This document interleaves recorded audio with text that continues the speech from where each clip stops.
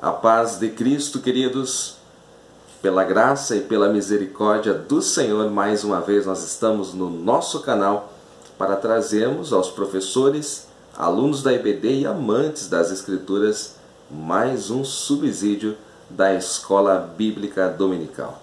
Nós estamos no quarto trimestre de 2018 e nós estamos estudando a respeito das parábolas de Jesus, as verdades e princípios divinos para uma vida abundante. Se você está chegando no nosso canal agora, seja muito bem-vindo. Inscreva-se no nosso canal, ajude-nos a compartilhar a palavra de Deus, divulgando os nossos vídeos nas suas redes sociais. Deixe o seu joinha, comente os nossos vídeos, fique à vontade, porque é a sua participação que nos dá aí o feedback. Nós estamos já na lição de número 4, perseverando na fé. Nosso textuário está em Lucas, capítulo 18, e o versículo 7, que diz: E Deus não fará justiça aos seus escolhidos, que clamam a Ele de dia e de noite, ainda que tardio para com eles? A nossa verdade prática diz o seguinte: quanto mais perseverarmos na fé, melhor entenderemos a vontade de Deus. A nossa leitura bíblica em classe está no Evangelho de Lucas, o capítulo 18, versículos 1 ao 8. Perseverando na fé. Eu sempre gosto de, num primeiro momento, definir a palavra-chave. A palavra-chave é perseverança. Se você for para o dicionário grego, você vai ver que perseverança é upomone. Então, no grego, a palavra é upomone, na maioria das vezes traduzido por perseverança ou por paciência. Se você for também procurar aí nos dicionários o que significa a palavra upomone, você vai encontrar o seguinte: upomone fala de paciência, fala de estabilidade, de constância, também de tolerância. Esta palavra grega, ela se refere à característica daquele que não se desvia do seu propósito e da sua lealdade à fé, mesmo diante das maiores provações e dos maiores sofrimentos. Aquela pessoa que não desistia por nada, mesmo sofrendo com isso, era aplicada esta palavra upomone, que é traduzido para o português como perseverança ou paciência. Olhando para esta parábola que Jesus nos conta aqui em Lucas capítulo 18, nós podemos encontrar o seguinte com relação à interpretação desta parábola. Agostinho, um dos pais da igreja, alegorizava esta parábola. Ele falava que a mulher aqui tipificava a igreja, e a justiça que esta mulher buscava, ele colocava como a morte ou conversão dos maus. Essa era a justiça, e esta era a interpretação de Agostinho, um dos pais da igreja. Na atualidade, os estudiosos, teólogos, eles não pensam exatamente desta maneira, mas entendem como uma alusão ao cristão de maneira individual, falando da fidelidade e perseverança na oração. E é desta maneira que nós entendemos. A parábola é aplicável à igreja, mas àqueles que compõem a igreja, a cada cristão, a vida de oração e perseverança. Então esta parábola aqui, ela não tem muitos segredos, apesar de alguns dizerem que é uma das parábolas das mais complicadas. Ela fala simplesmente da perseverança. Você já sabe agora o que é perseverança na oração e da insistência daquela pessoa que não desiste por nada. Mas eu quero, nesses minutos aqui, abordar alguns pontos com você. Primeiro, Jesus compara a perseverança na oração como uma luta judicial entre uma viúva pobre, com um poderoso juiz. Então esta viúva que tem algumas dificuldades. Primeiro, nós precisamos entender que naquele contexto do Oriente Médio, as mulheres eram desprezadas, ou seja, a mulher não estava, como hoje, no século XXI, em pé de igualdade com o homem. Então só o fato de ser mulher já era uma dificuldade naquela sociedade daquele tempo. Agora veja que nós estamos falando de uma mulher viúva. Então as viúvas na Bíblia, principalmente no Antigo Testamento, elas tinham muitas dificuldades. Porque quem provia o alimento, quem provia o sustento da casa, era sempre o homem. Uma vez que o homem faltava, elas não tinham de onde tirar a subsistência. Então elas dependiam muito da ajuda de outras pessoas. E é claro que a lei mosaica, ela mandava com que os israelitas ajudassem os órfãos, as viúvas, mas nem sempre era assim. Veja que as viúvas naquele tempo não tinham, como hoje, uma previdência privada ou previdência pública. Elas não tinham este tipo de ajuda, de maneira que era muito difícil para uma viúva. E aqui Jesus está comparando a perseverança com uma luta judicial. Então, de um lado está esta viúva, de outro lado está quem? Um juiz iníquo, um homem que não temia a Deus. E ela abre ali um processo. Ela está tentando tirar algo, conseguir algo com aquele homem, mas é um homem que não teme a Deus. Então parece uma luta desigual. De um lado, um juiz, um homem poderoso, rude, severo. De outro lado, uma pobre viúva. Parece uma luta desigual. Mas vamos ver o que acontece aqui. Existe um contraponto nesta parábola. O juiz, ele pode ter uma fraqueza. Isso mesmo. E a viúva pode ter certa força. Aí você pergunta, mas qual seria a força desta pobre mulher? A força dela era justamente a perseverança. E qual era a fraqueza do juiz? Ele não resistiu à insistência desta viúva. Normalmente, talvez, posso imaginar que cada vez que esse homem dizia não a um processo, as pessoas logo desistiam, não costumavam a insistir. Mas esta mulher, ela não insistiu, apesar da resposta negativa. Ela não desistiu, ela insistiu, apesar da resposta negativa do juiz. E assim, ela pôde encontrar neste homem um ponto de fraqueza, demonstrando a força da persistência. Ela tinha um protocolo. Ela só estava nessa disputa porque ela tinha um protocolo. Quem não tem protocolo não tem como esperar a resposta do seu processo. Então muitas pessoas não recebem aquilo que desejam porque não pedem como convém, não colocam a sua dificuldade nos pés do Senhor.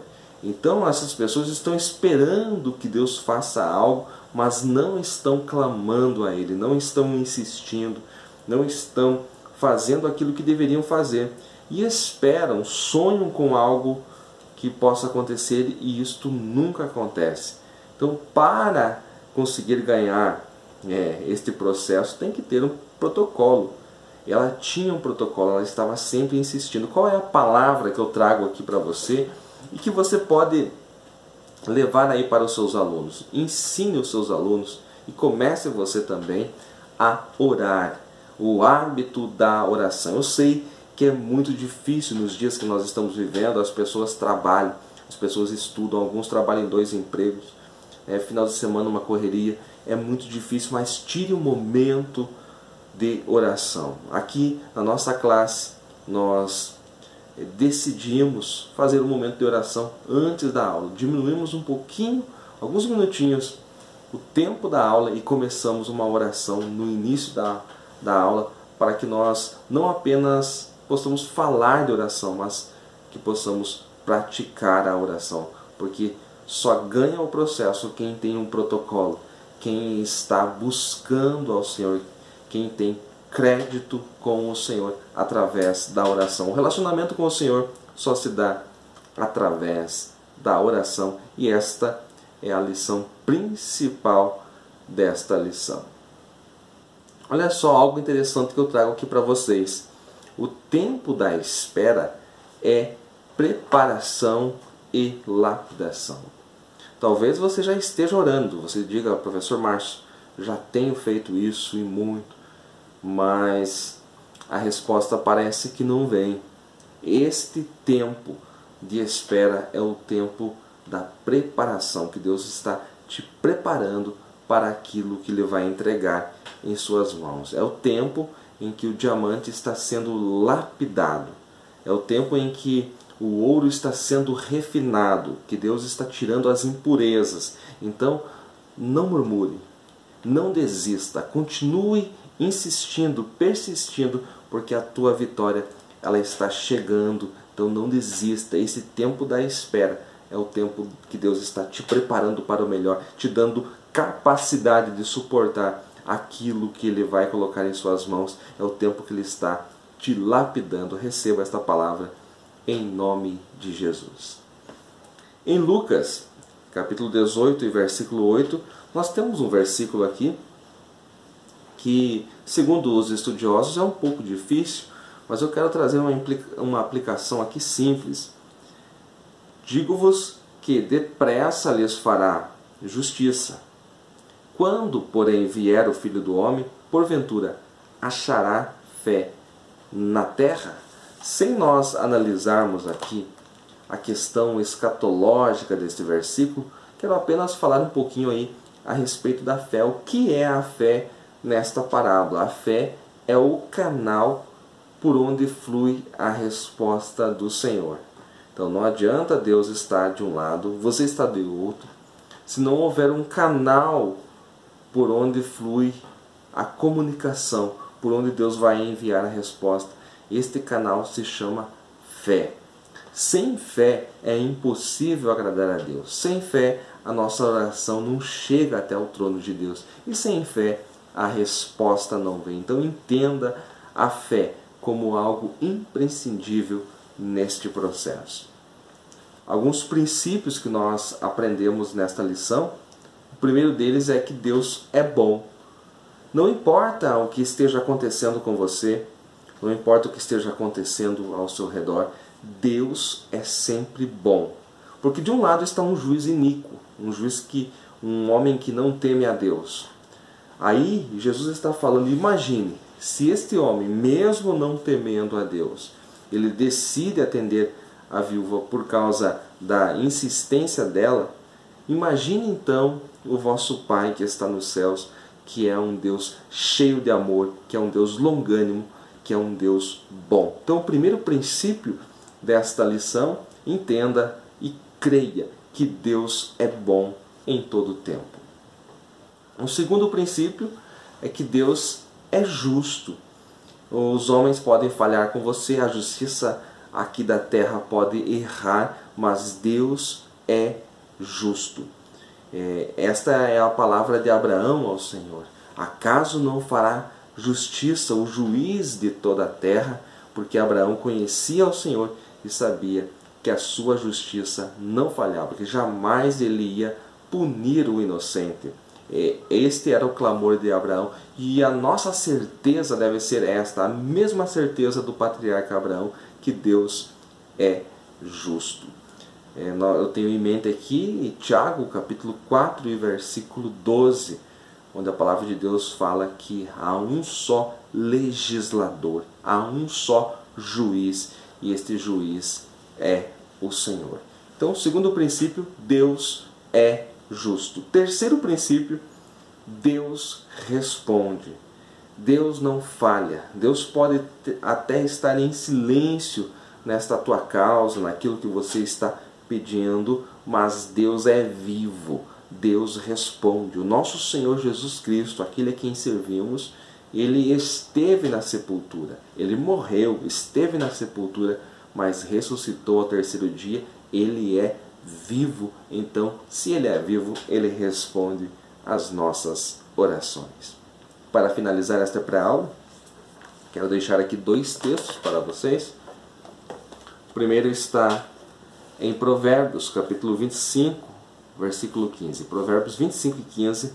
Pela longanimidade se persuade o príncipe. Olha só.